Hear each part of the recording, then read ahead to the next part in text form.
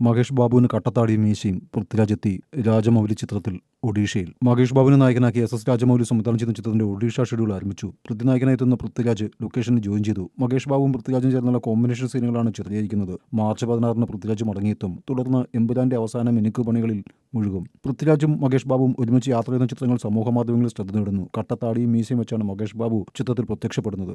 താരത്തിന്റെ ലുക്കിനെ ആരാധകർ സിംഹത്തോട് ഉപമിക്കുന്നു. African jungle adventure ഗണത്തിൽപ്പെടുന്ന ചിത്രത്തിന് 1000 കോടിക്ക് മുകളിലാണ് ബഡ്ജറ്റ്. ഹൈദരാബാദിലായിരുന്നു SSMB 29 താൽക്കാലികമായി പേരിട്ട ചിത്രത്തിന്റെ ആദ്യ ഷെഡ്യൂൾ. മഹേഷ് ബാബുവും നായിക പ്രിയങ്ക ചോപ്രയും പങ്കെടുത്ത രംഗങ്ങളാണ് ഈ ഷെഡ്യൂളിൽ ചിത്രീകരിച്ചത്. ഈ മാസം അവസാനം വരെ ഒഡീഷ ഷെഡ്യൂൾ നീളും. RRRന് ശേഷം SS രാജമൗലി സംവിധാനം ചെയ്യുന്ന ചിത്രം ലോക സിനിമ തന്നെ ഉറ്റുനോക്കുകയാണ്. പല ഷെഡ്യൂളുകളിൽ 3 വർഷം നീളുന്നതാണ് ചിത്രീകരണം. 2020 ചിത്രം റിലീസ് ചെയ്യുക. അതേസമയം സന്തോഷ് ട്രോഫി, നോബഡി എന്നിവയാണ് പൃഥ്വിരാജിന്റെ പുതിയ പ്രൊജക്ടുകൾ. ഗുരുവായൂർ അമ്പലനടയിലുള്ള ചിത്രത്തിന് ശേഷം ഇബിൻദാസ് സംവിധാനം ചെയ്യുന്ന ചിത്രം മാവേലിക്കരയിലാണ് ചിത്രീകരിക്കുക.